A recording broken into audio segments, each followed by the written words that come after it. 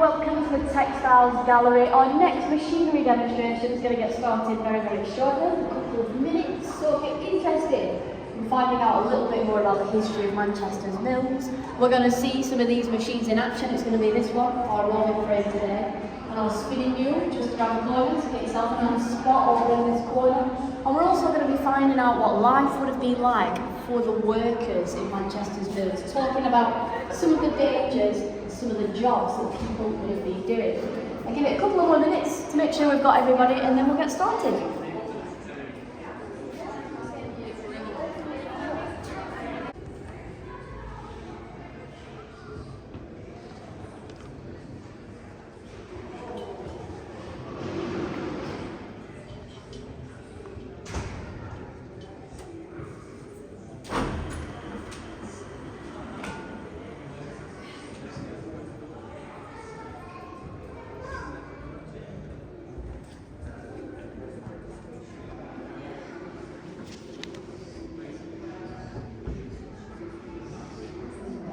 Explainer here at the museum. And working with me this afternoon, I have Tim and Scott. And as well as supporting demonstrations like this, they also work to conserve these amazing pieces of machinery. 1830. This site was the world's first goods and passenger railway station, and it was called Liverpool Road Station. And if you met somebody getting off a train and you said to them, what is Manchester famous for? What do you think they might say?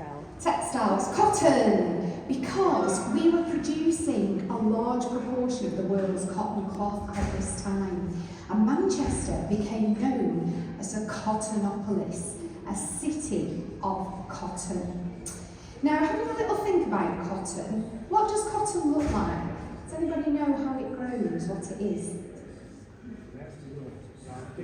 It is. It's a plant. And there we go. Here's a picture of our cotton.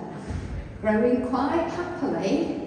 And if you look at the blue sky, in very hot conditions because of the damp atmosphere, because that helped with the development of the spinning and then the weaving into cloth. Now, when we think about the journey of our cotton, and we look back at that time, most of the raw cotton that were coming through the warehouse doors at the bottom there was coming from plantations in America.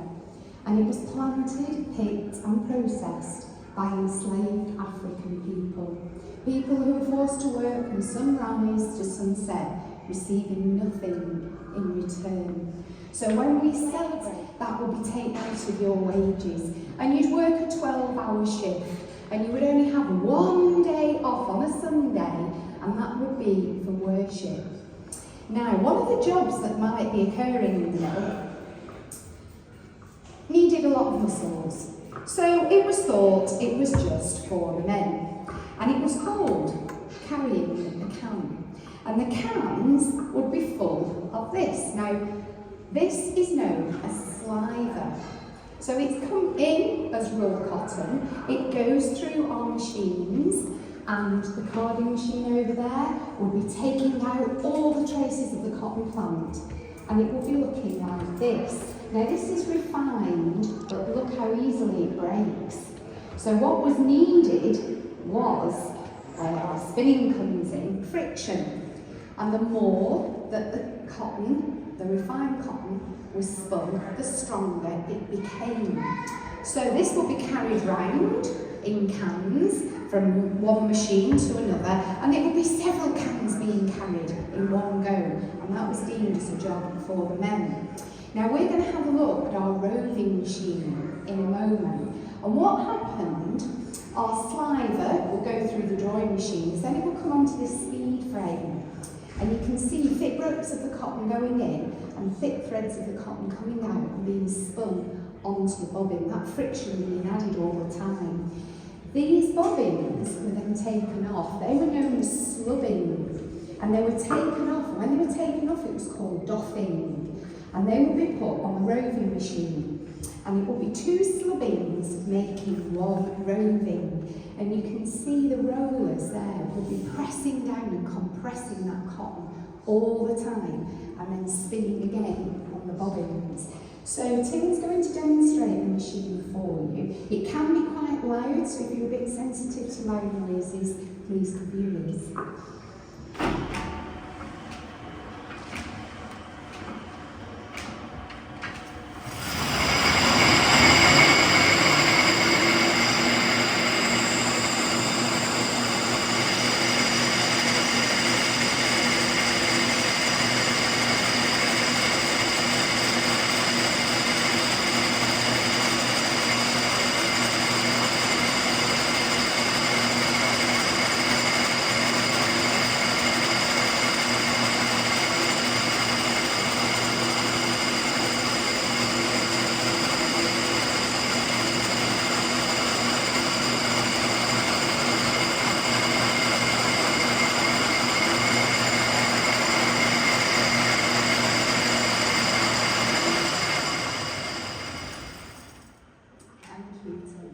So before we move on to our next machine, did anybody note any dangers that might happen if you were working on this machine? What might happen? So this one was built in 1927 by a company called Platt Brothers in Oldham.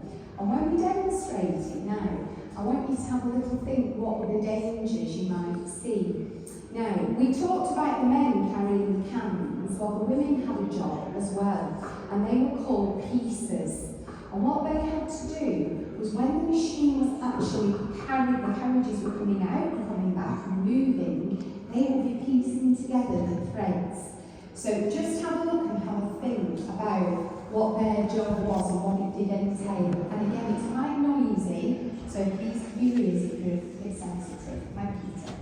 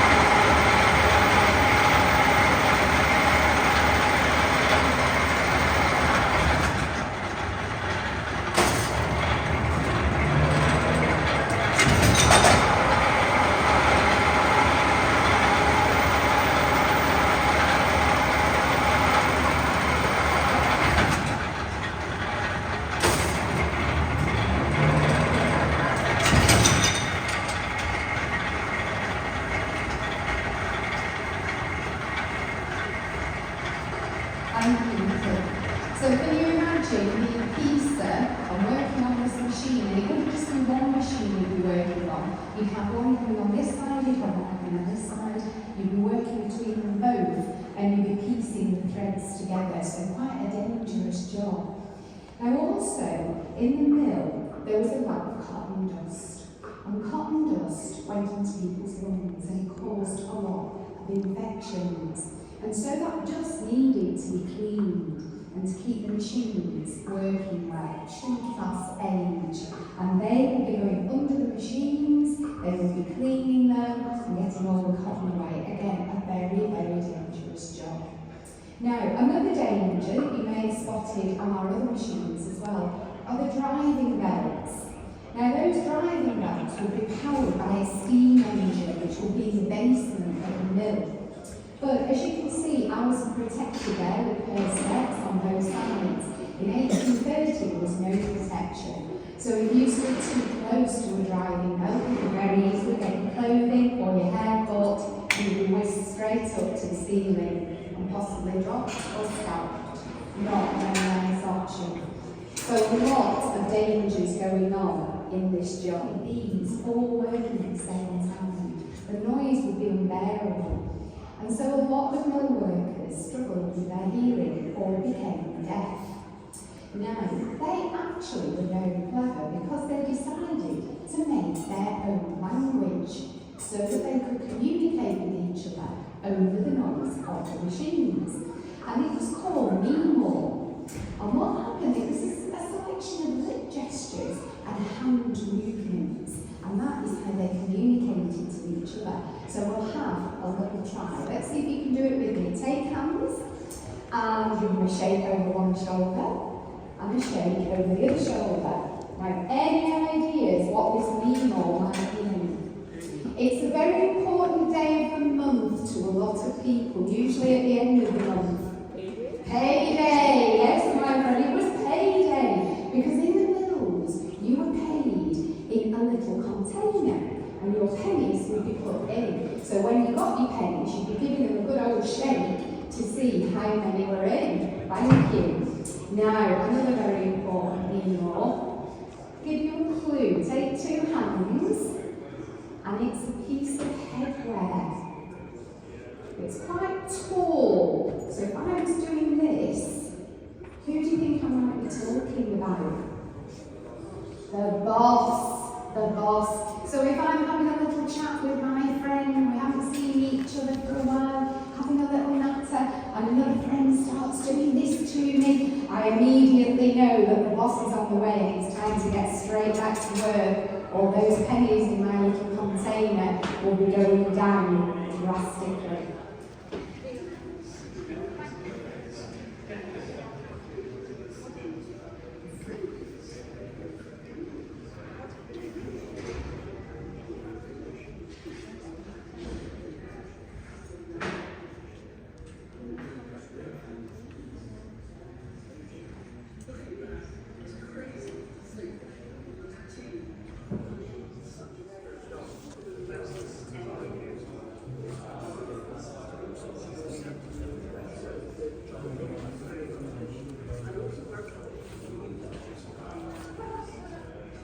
The hundreds and the 200s and the 300 thousands of metres, but we were doing the very small, specialised things. In the UK, we've actually really had to reinvent ourselves. A textile person may start to work with ceramics in 2 years.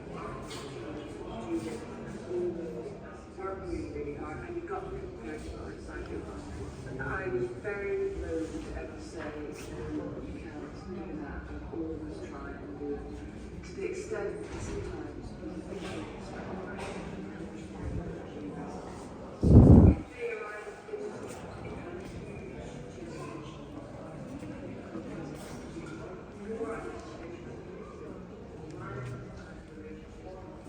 where was the mill? Right at the end of our street.